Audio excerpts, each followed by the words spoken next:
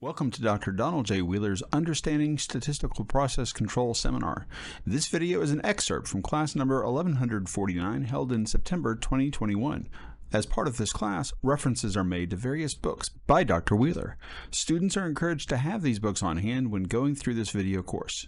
These books are Understanding Variation, The Key to Managing Chaos, Understanding SPC, 3rd edition, SPC Workbook, 2022 edition, Reducing Production Costs, and the softcover edition of EMP3, Evaluating the Measurement Process. These textbooks provide additional coverage on the seminar topics, and the SPC Workbook is essential for participation in the many exercises and examples that facilitate learning by doing. This class was taught over a period of 4 days. Day 1 consists of 4 sessions which cover the concepts and computations of SPC. Day 2 consists of 4 sessions which cover the foundations of SPC and some common myths about SPC. Day 3 consists of 4 sessions that show how to use process behavior charts for continual improvement, how to avoid capability confusion, how to pick projects whose payback will justify the effort, and how to chart different types of data. Day 4 consists of 3 sessions which cover methods for evaluating the measurement process. Additionally, these sessions provide practice in applying the techniques covered in the first 3 days. Dr. Donald J. Wheeler is a consulting statistician who worked with Dr. W. Edwards Deming for over 20 years. He's a fellow of both the American Statistical Association and the American Society for Quality. After 12 years as a professor of statistics at the University of Tennessee, he began to teach data analysis techniques in industry. Since 1982, he has conducted over 1,100 seminars for over 350 organizations in 17 countries on 6 continents. Through his seminars, books, and articles, he has had a profound impact on companies and organizations around the world. Dr. Wheeler welcomes your questions at the address on the screen. If you have unanswered questions at the end of the session, you are encouraged to write to Dr. Wheeler, tell him what session you've just watched, and ask your questions. Sessions 1 and 2 will cover the management overview contained in Understanding Variation, The Key to Managing Chaos. Now, let us join Dr. Wheeler and the class. So understanding variation, the key to managing chaos, will be where we begin. So page 1, understanding variation. Data are random and miscellaneous. Therein lies the rub. We've got tons of data, but we're not sure what they mean. The U.S. trade deficit for February was $11.4 billion, read the headline. Now, what did that mean? Well, that's 1.4 billion larger than the deficit in January. Things must be getting worse. Oh, no. That's 1.6 billion smaller than it was last February. Things are getting better. The problem with both of these comparisons is that they're both correct, but they're both limited in nature. No comparison between two values can be global. Simple comparisons between the current value and some previous value cannot capture and convey the behavior of any time series. Yet how do we typically interpret our data? We compare them to last month. We compare them to the same month last year, and all of these comparisons are neatly packaged in the monthly report, a piece of computer printout reduced down to a size too small for anybody over the age of 45 to read without the aid of their bifocals. Make it small enough and the boss won't ask any questions. Now, managing a company by means of the monthly report is like trying to drive a car by watching the yellow line in the rearview mirror. Not recommended.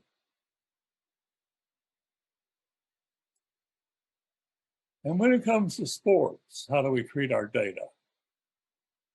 Prior to 1998, who had the record for the most home runs in a single season? Well, Roger Maris had 61 home runs in 1961. Well, why is there an asterisk next to that record? Well, the asterisk is there to note that Roger played more games than Babe Ruth did when he hit 60 home runs in 1927. Oh, okay. Then who held the record, Roger or Babe? Well, that's simple. Roger did. They removed the asterisk in 1990. And why'd they do that? Well, by 1990, all of the supporters of Babe Ruth had died out. Some data have to age, don't you know? Well, isn't there a better way to compare records? Well, we could put all the data in a table. You have it there in the book on page 6. Got that memorized yet? Your brain is not a digital processor.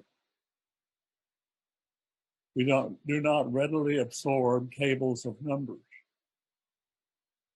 You want to understand a table of numbers, you need to use a graph. And the two basic graphs are the time series and the histogram.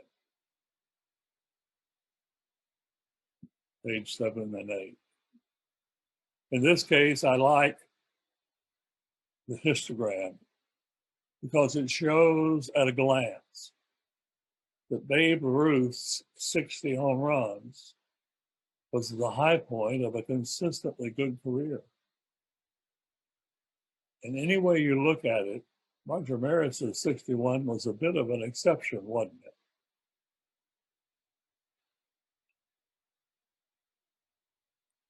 Now, I'm old enough to remember the 1961 season, and I was rooting for Roger's teammate, Mickey Mantle. So here we have on page 9, the running record of the number of home runs per season for Mickey Mantle and Roger Maris side by side. Now, what do you notice about these two running records? Every year, without fail, they go up or down together, don't they?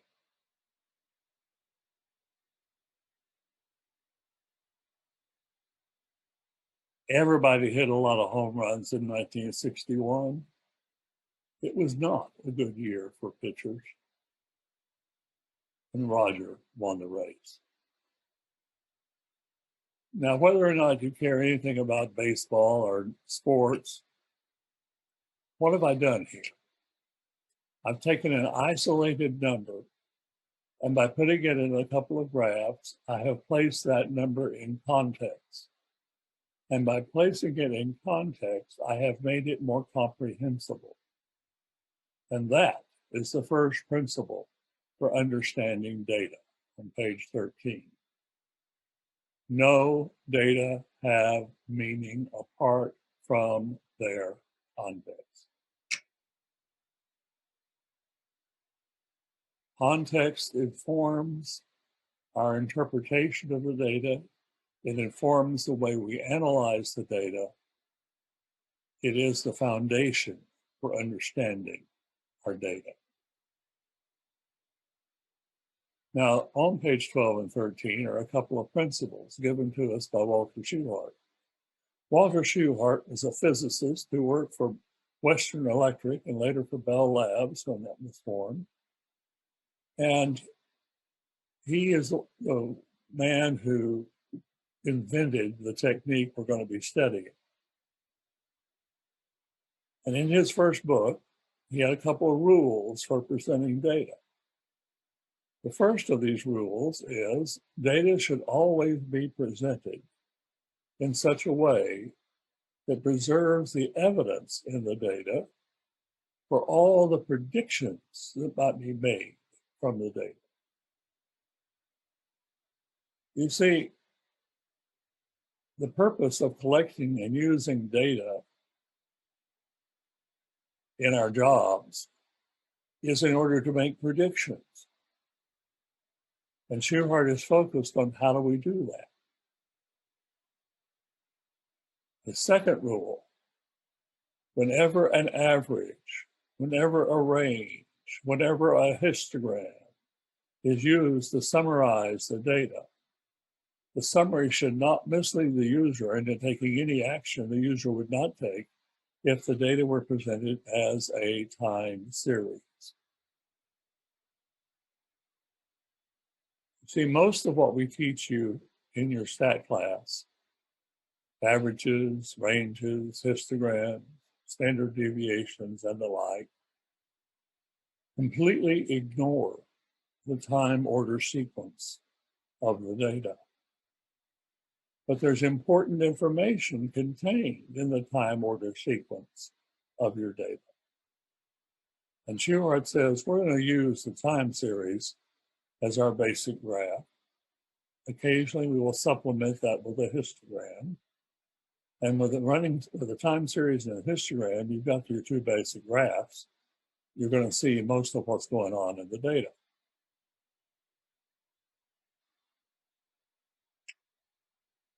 So Shewhart is focused on understanding our data and using them to make predictions. Data are random and miscellaneous, but knowledge is orderly and cumulative. Page 15. One day, my mentor, David Chambers, went into the office of the president of the shoe company, and he was intrigued because there on the wall, the president had this graph, the daily percentage of defective pairs. And it was right up to date. That's the first thing you look at. Is it current? And it was. So David asked the president, why do you have this graph on the wall? And the president responded, well, I have it up there so I can tell how we're doing. So David shot back, well, tell me how you're doing.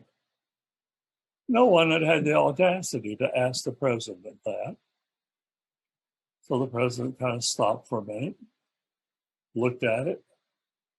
Well, some days are better than others. This is a some days are better than others graph. Do you have any of those around? I bet you do. Here are the data in context. But context is not enough. We need a method for analyzing the data. Page 16.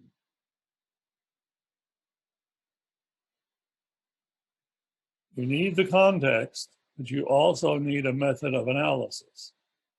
In between the data and the interpretation of those data, there will always be some form of analysis.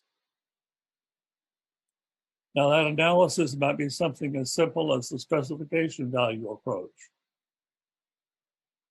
That's an unacceptable number. Or it could be something as simple as, well, that's above average compared to the historical average. And we're going to take these two simple approaches to analysis and compare them with the process behavior chart approach. So we will begin with comparisons to specifications. I don't care what you call them, plans, goals, budgets, targets, are all specifications. The current value is judged to be acceptable or unacceptable based on a comparison with the plan, the goal, the budget, or the target.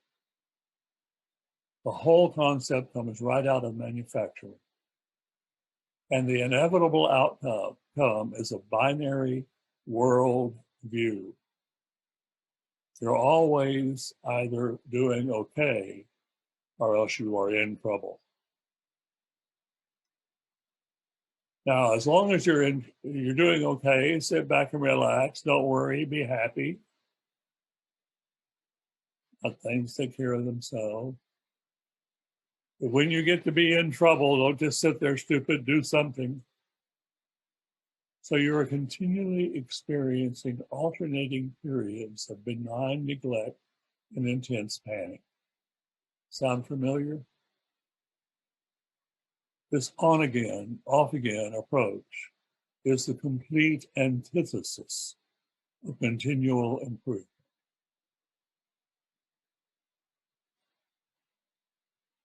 Now, in all fairness, there are different types of management specifications. There are some specifications that are facts of life, things known to be true, not a matter of opinion. Many of you work in corporations that are for profit. And that's a fact of life. Then there are figures needed for planning, things like budgets. These are unsuitable as targets. They really should be used only for guidance and help. But by far the biggest category of management specifications turns out to be arbitrary numerical targets. Lightning strikes from the sky, zap, this far and no further. That's what came down from Mount Olympus, and we need to deal with that. So how are we going to meet this arbitrary numerical target? Well, there are 3 ways. Page 20. You can work to improve the system. Listen to the voice of the process. Understand how the inputs affect the outcomes. Change the inputs or change the system to achieve the desired results. Unfortunately, this will require sustained effort, constancy of purpose, and an environment where continual improvement is the operating philosophy. Well, that takes too much time. What else can we do? Well, number 2, you can distort the system. Listen to the voice of the boss, understand how to beat the system, change the blame to someone else. All you need here is an acute sense of how much you can get away with. And then there's the third option, distort the data. Listen to the voice of the boss, understand how to dissemble effectively, change the message. This is especially effective when your organization is numerically naive. I've seen situations where this was done in a very sophisticated way, with which it was just simply an organized way the accounting department was lying to upper management.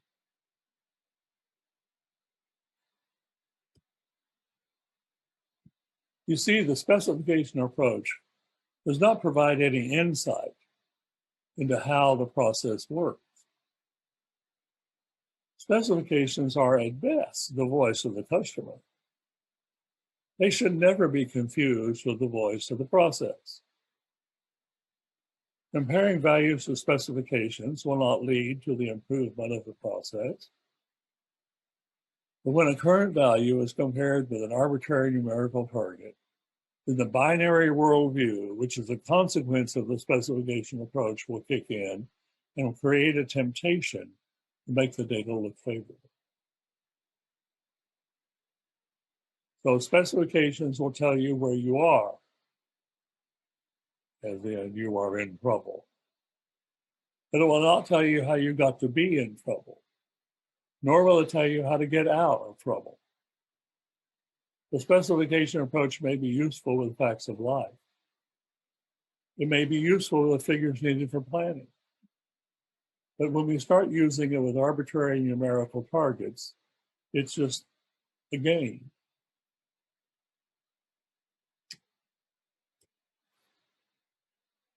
Well, what about comparison to average? Well, we're going to be above average about half the time. We're going to be below average about half the time. Well, duh. What'd you expect?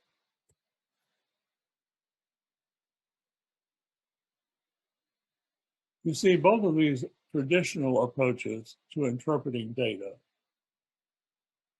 depend upon the comparison of 2 single values, or the computation of a percent difference. And that's a limited comparison. Different comparisons can yield contradictory results.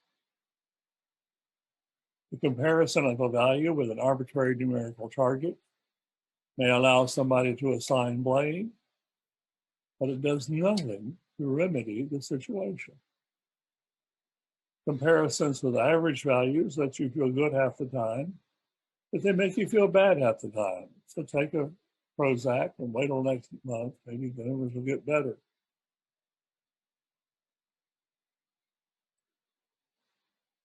Page 23. In contrast to all of this, we have Shewhart's approach to interpreting data.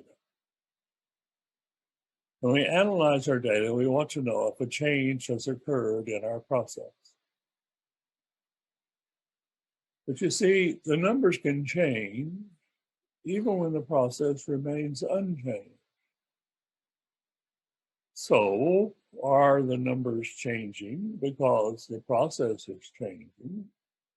Or are the numbers changing even though the process has remained the same? To answer these questions, we need to make a distinction between routine variation and exceptional variation. Routine variation is the name we give to that run-of-the-mill variation which is present in every process. Even an unchanging process will display routine variation. Exceptional variation is the name we give to those values that fall outside the bounds of routine variation. By its very nature, exceptional variation is interpreted as a signal that the process has changed. So to separate the routine variation from the exceptional variation, Walter Shewhart created the process behavior chart. The process behavior chart is the voice of the process. It begins with your data arranged in time order sequence. We add a central line as a visual reference for detecting trends or shifts. Then the limits are computed from the data themselves and are placed symmetrically on either side of the central line.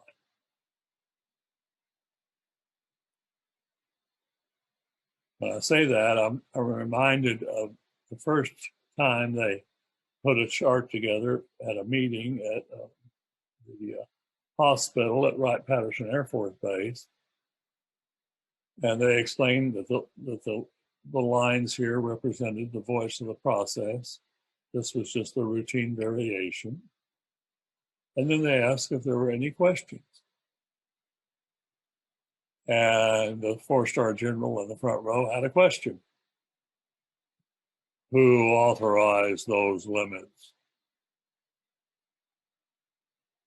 That's when they got to explain to the general that a higher authority had set these limits. It's the voice of the process. You compute the limits from the data, and the data don't care how many stars you've got on your shoulder. It's the voice of the process. Learn to live with it or start getting busy fixing it, changing it, improving it, hopefully.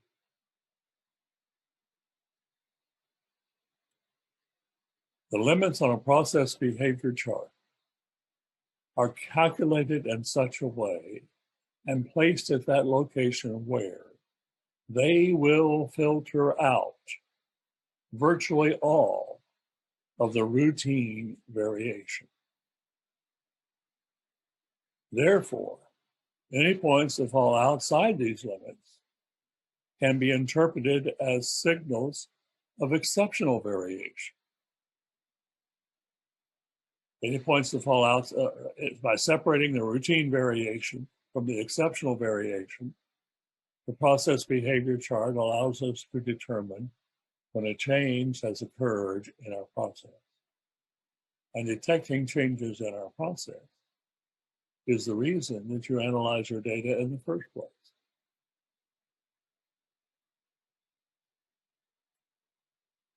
So the process behavior chart could be called the has a change occurred chart. When a point falls outside the limits, it is taken as a signal that the process has changed. Moreover, this change is large enough that it will be worth your while to discover what caused the change. As long as your process continues to display exceptional variation, it will be unpredictable. So it will be to your advantage to discover the assignable causes of the process changes indicated by the exceptional variation.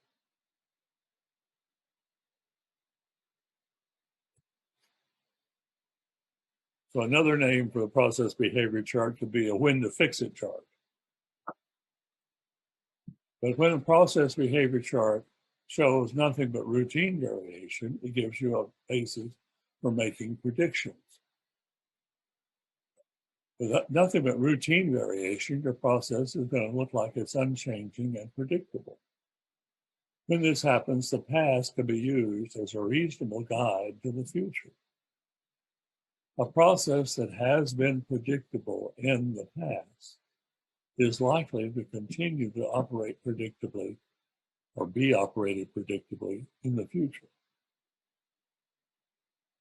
A process that has been operated unpredictably in the past is likely to remain unpredictable in the future. The essence of management is prediction. And prediction requires knowledge. Explanation does not. We can always find an explanation after the fact. But you know good and well, half the time, it's just make-believe. The scary thing is when you make it up and then you believe it. Now, we're going to shift gears here a little bit. I want to ask you to turn in the Understanding Variation book to page 125.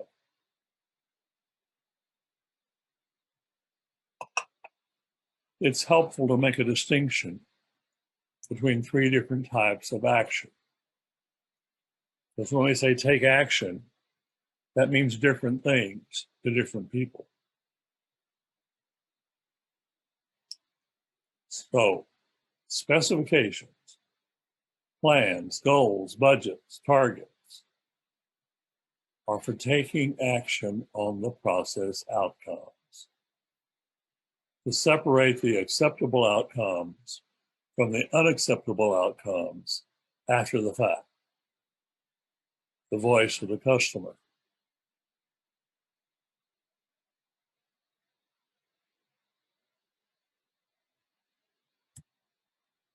Process behavior charts are for taking action on the process. To look for assignable causes of exceptional variation when they are present, with an eye toward process improvement in the future. And to refrain from looking for assignable causes when they are absent. Your process behavior charts are the voice of the process. Now, when we have the voice of the customer and the voice of the process, actions to align the two voices are appropriate. While this has been tried in the past, the lack of a well-defined voice of the process has made alignment difficult to achieve.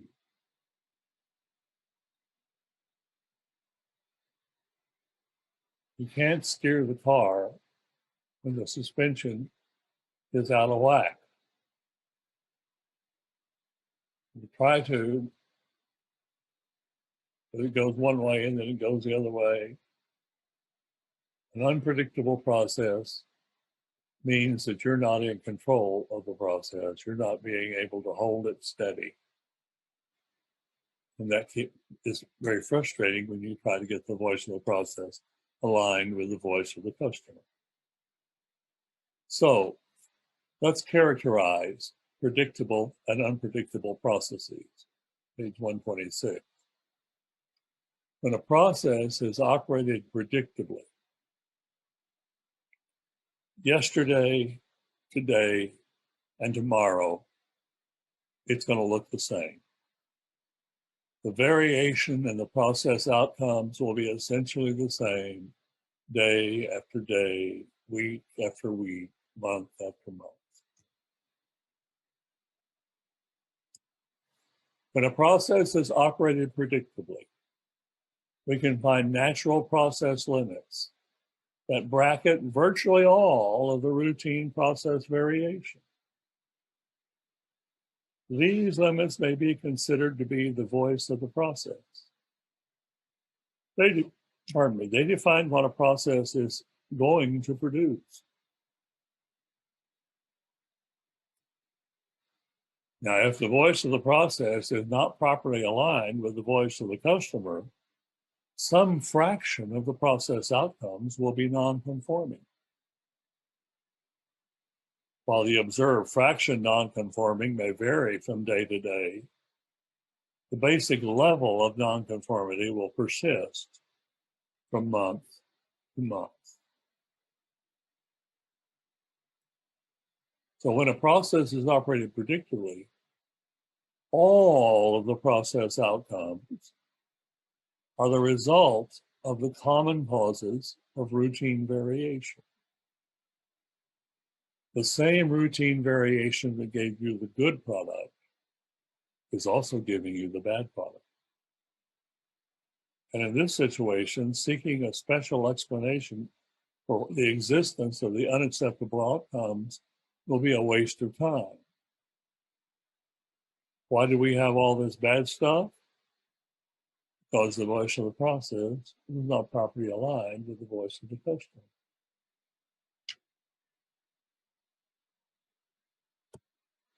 So when a process is operated predictably, the only way to tackle the problem of unacceptable outcomes is to bring the two voices into alignment. Either shift the process aim or reduce the process variation or change the specs. One guy said that means finding new customers. Well, it may be. But I have seen the political problem of changing the specs handled by process behavior chart.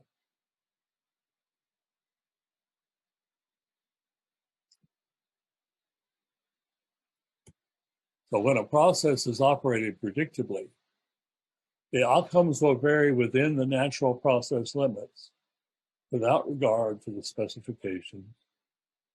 I don't care what your process is. Your process doesn't know the specs.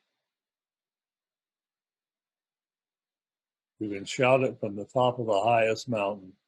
Your process has no ears.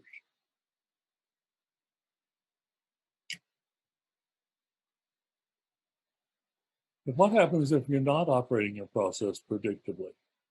Well, page 130. An unpredictable process will display both routine variation and exceptional variation.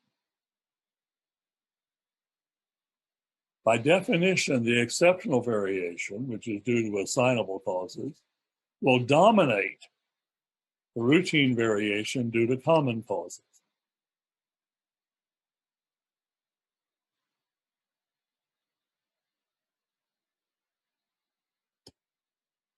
Here's some data from a plant in Scotland.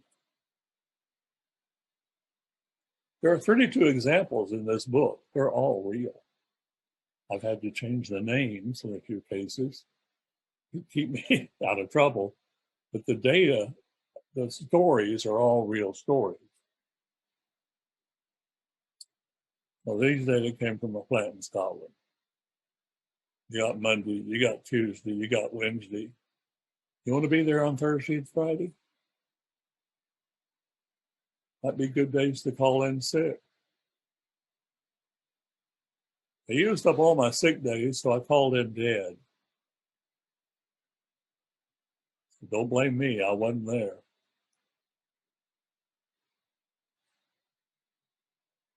I wouldn't make up data this horrible, but I don't have to.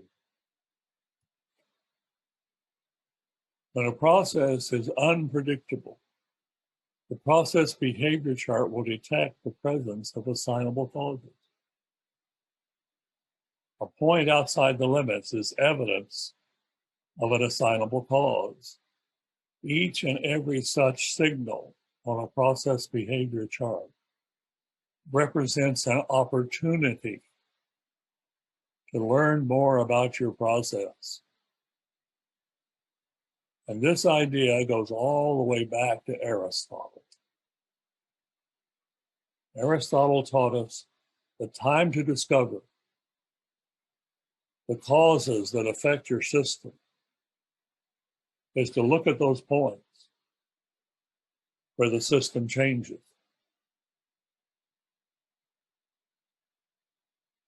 And this is what the process behavior chart does for us.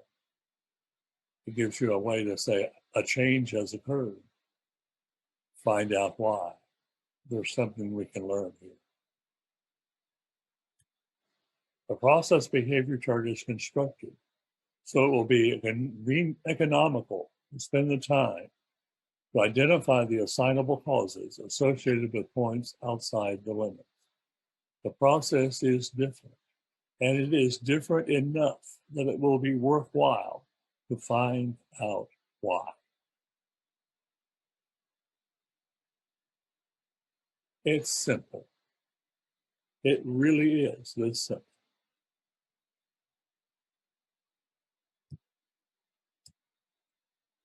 When a process is operated unpredictably, the process outcomes will vary without regard for either the natural process limits or the specification limits. Oh, well, that's what we made today. Tomorrow is always another day. Maybe it'll be better. Possibly it'll be worse. Now, with that background, let's return to page 25 and see what we can learn from the data for the daily percentage of defective pairs.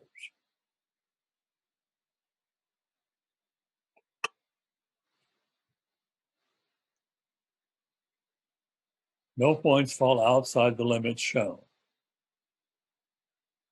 No long-term trends visible on the graph. No long sequences of points above or below the central line. Unless this process is changed in some fundamental way, we can count on it to continue to produce anywhere from 7% to 30% defective each day, while averaging 19% defective month in and month out. So what would I predict for January? I'd be an idiot to predict anything other than 19% defective. The process is operating consistently. The process is predictable. The quality level is completely unacceptable. We make 5 pairs of fuse to get 4 we can sell, and 1 we can ship to the outlet mall.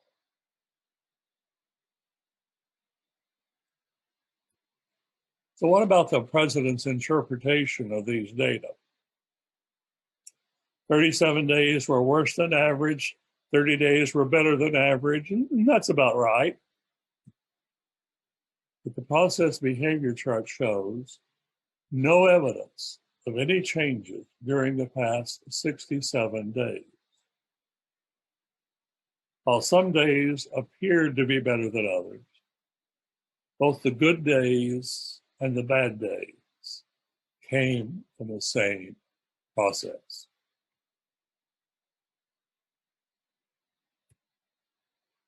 Do you see the change in emphasis here? The specification approach and the average value approach attempt to place a meaning on each and every value.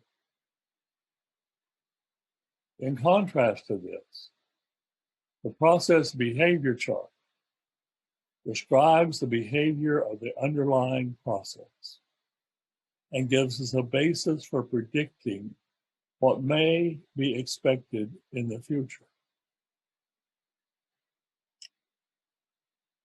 On page 29, while the specification approach and the average value approach ignore the effects of variation. The process behavior chart explicitly makes allowance for the effects of variation. You see, variation is that random and miscellaneous component that undermines all simple and limited comparisons. And that brings us to the second principle for understanding data on page 30. While every data set contains the noise of routine variation, some data sets also contain signals of exceptional variation. Before you can detect a signal within any given data set, you must first filter out the noise.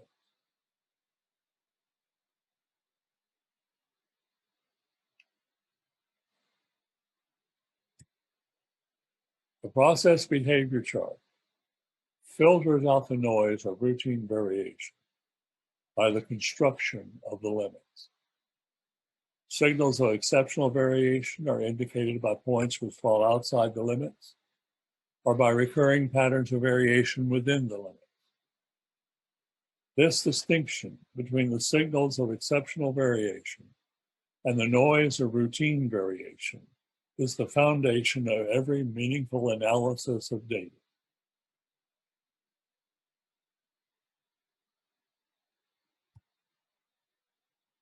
It also defines the two mistakes that we can make when we go to interpret our data. Mistake number one is interpreting noise as if that noise amounted to a signal. Mistake number two is failing to detect a signal when it is present. Now, we can have a perfect record with respect to mistake number two. Really simple. Interpret everything as a signal. That way you'll never miss a signal, but you sure will make a lot of mistake number one. The number goes up, that's a signal. The number goes down, that's a signal. The number stays the same, and that's a signal too, because we expected it to go up or down, you know. Sounds like a stock analyst, doesn't it?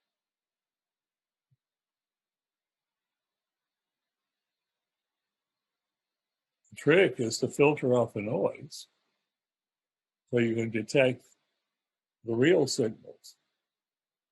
And the process behavior chart strikes a balance between the economic consequences of these two mistakes.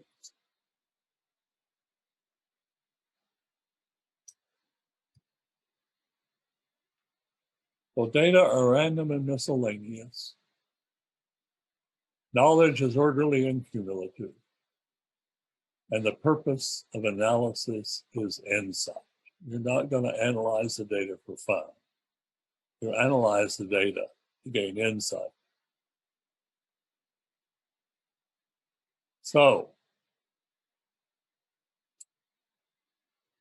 how do you read the monthly report?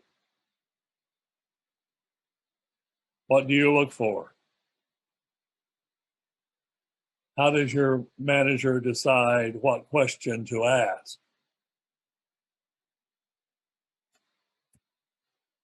Most people go right down the percent difference column, looking for large, unfavorable percent differences.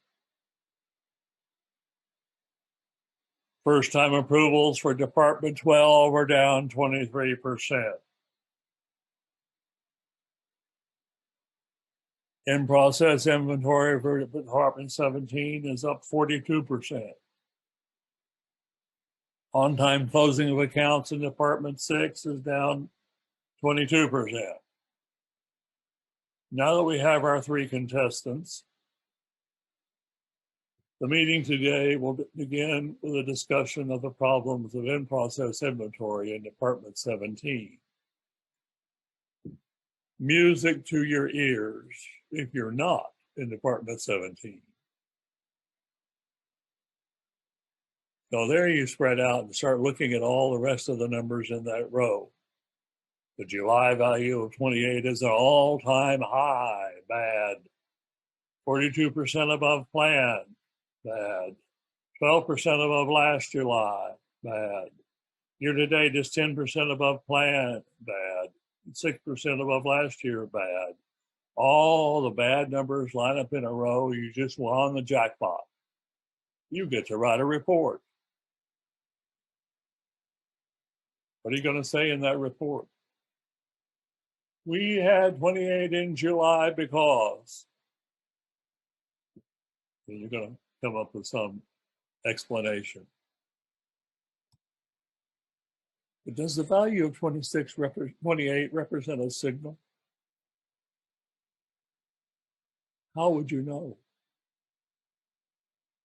So in Understanding Variation, between page 37 and page 42, I take you through step by step how to create a process behavior chart for individual values. This is the simplest of all the charts, and it's probably the most broadly applicable. We'll deal with that this afternoon. Right now, I want to skip to the final result on page 42. You have two parts to the chart. There's the X chart, which shows the data in their time order sequence. And there's the moving range portion. Now, the moving ranges are the differences between successive values.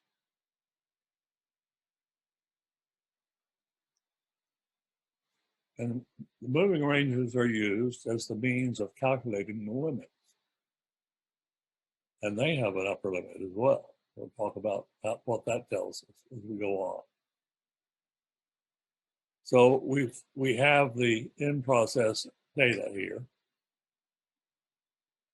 for Department 17. No points fall outside the limits. No long sequences above the central line or below the central line, 8, 9, 10 in a row. No evidence of unpredictable behavior.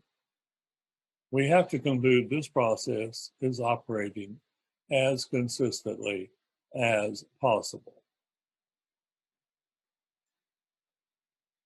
Now, what are you going to say about that? What's your boss going to say about that? Well, right off the bat, if this process is averaging 20, which it is, then the daily values can bounce around between 9 and 30, 31, or maybe 32, not 31. So the monthly values may range anywhere from 9 to 31. And the next question is, can't we hold the values any tighter than that? No, you can't. The natural month-to-month variation guarantees that the monthly values can bounce around from 9 to 31. Oh, that's terrible. How can we improve things? Well, if you've got a process that's being operated predictably, the only way to improve things, so to speak, is to change the system. Asking why you had 28 in July is just a waste of time.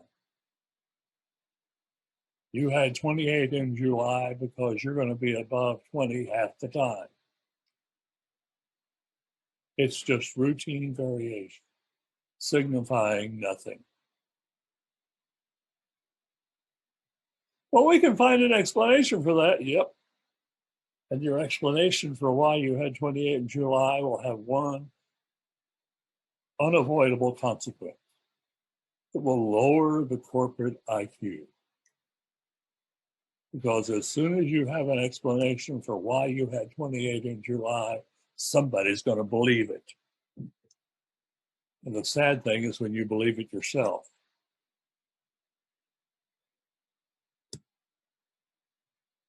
On-time shipments. Who doesn't even need extra deodorant for the monthly meeting? The manager for Department 20 just sits in the back corner and takes a nap. He never gets asked to explain his data.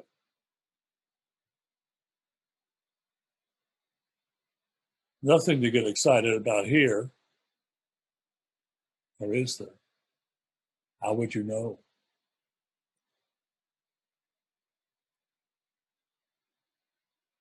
Using year 2 as the basis for constructing the limits, we get the chart shown on page 46, 47.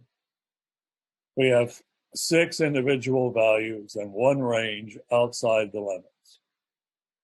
These limits make allowance for routine variation. In making allowance for routine variation, we still have too much variation in this time series. The points outside the limits are exceptional. The process is trying to tell you that it has a problem.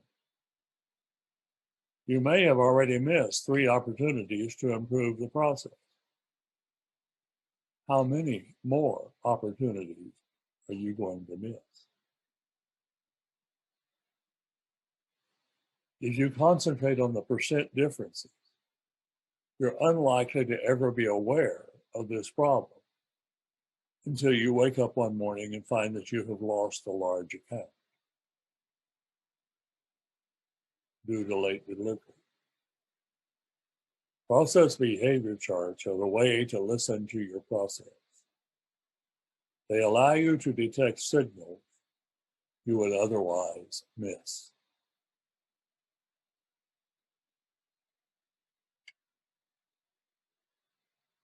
And premium freight. The general manager asked for a breakdown on the use of premium freight.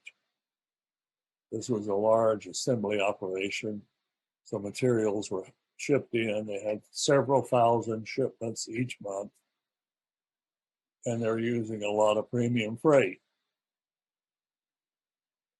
Why do you think the general manager asked for an explanation on the use of premium freight? It's easier to see on page 48 than here on the screen.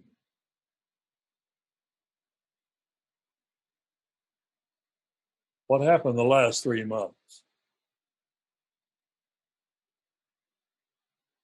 They've gone into double digits, haven't they?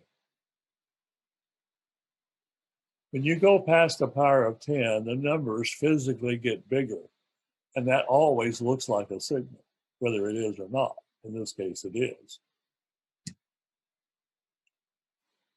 Well, who got to write the report? Well, the transportation manager. He came to me. I said, let's put the data on a chart. So we did. Went back a couple of years.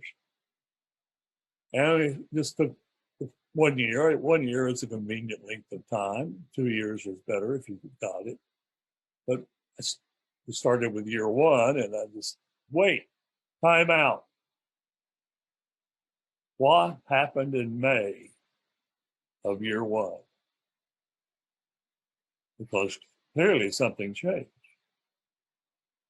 See, a big range down here on the moving range chart identifies this jump up here as a break in the time series. So there was a change between April and May in year 1. So the transportation manager kind of scratched his head and said, May of year 1. That's about the time we called all the purchasing agents into one room and gave them new guidelines on when to use premium freight. Now, with a service function like purchasing, a new set of guidelines is a new system. They changed the system in May. So, are these the right limits to use? Let me ask the question differently. Do these limits represent the old system?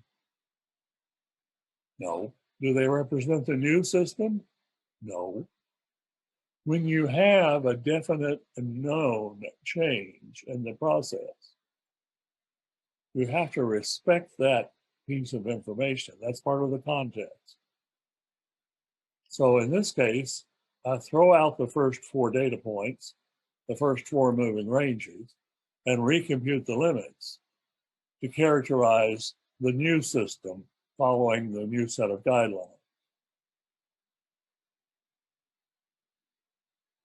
You've got to pick your baseline according to your context. It's got to make sense.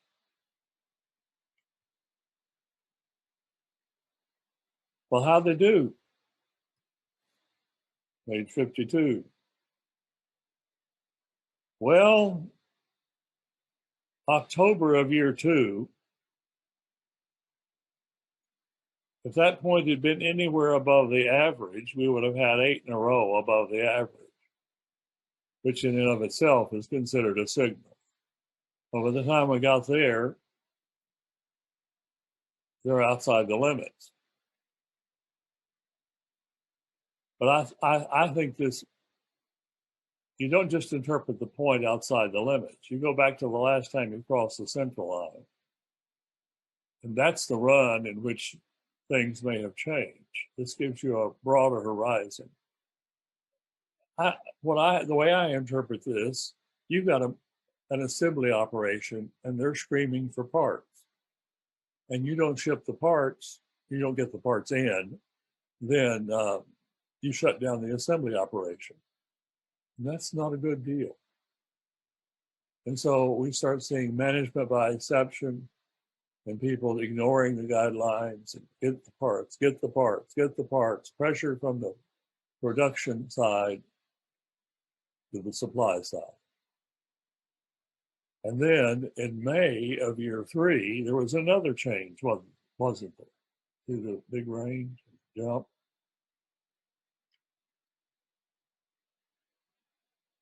So the general manager asked the right question,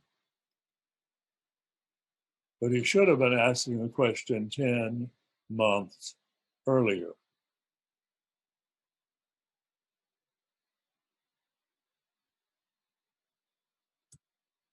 So what's the difference?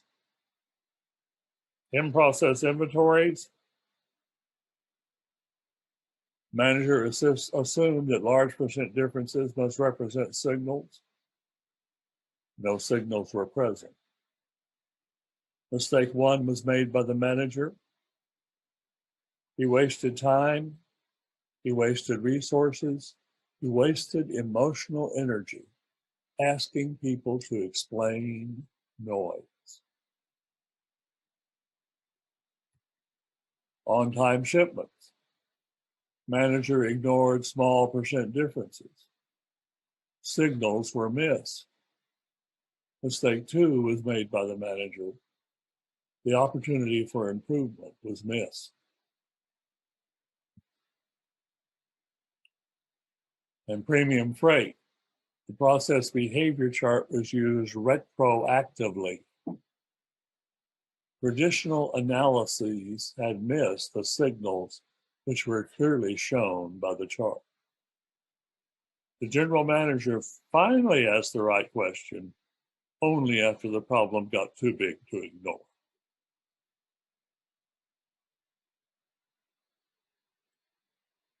So what's the difference between the traditional approach based on limited comparison and the process behavior chart?